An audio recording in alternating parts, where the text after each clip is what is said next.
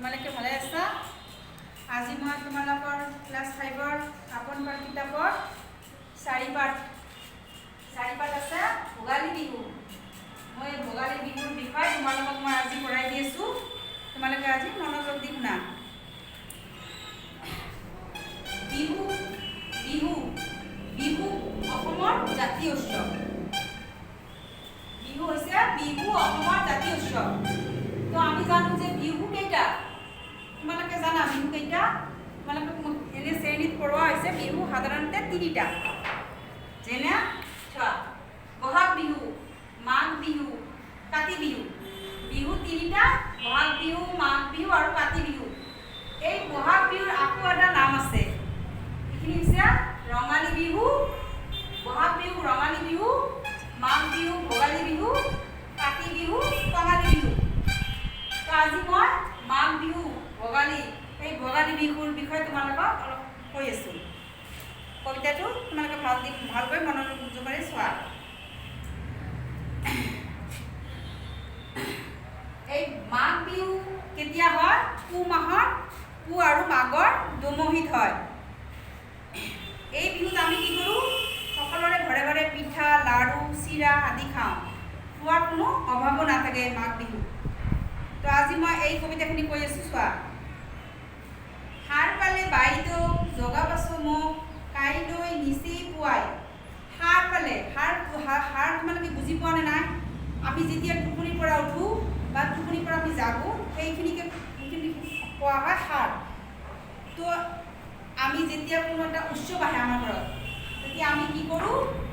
আমি ইমান আনন্দ উপভোগ কৰোঁ যে আমি নিজে ক'ব নোৱাৰোঁ যে কিনো ধৰণৰ আনন্দ।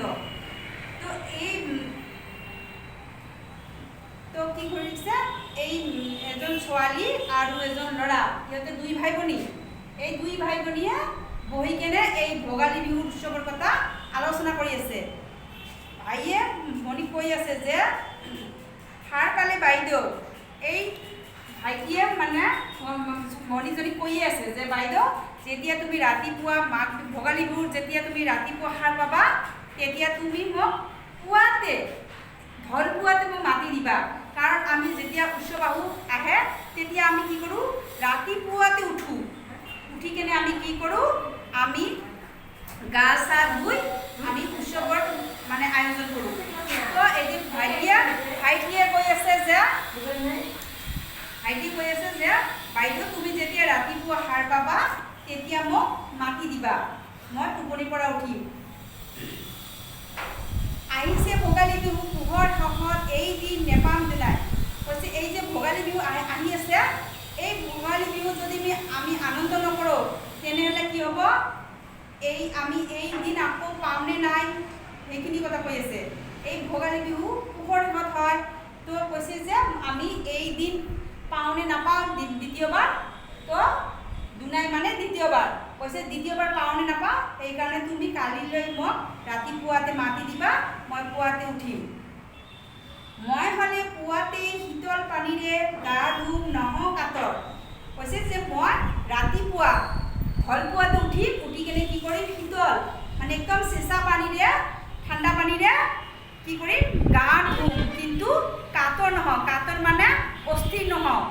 সাধাৰণতে কোনোবাই ৰাতিপুৱা গা ধুলে অস্থিৰ হৈ পৰে, কিন্তু ভাইটিয়ে কৈ আছে যে মই ৰাতিপুৱা যেতিয়া গা ধুম শীতল পানীৰে, তেতিয়া মই কাতৰ নহওঁ।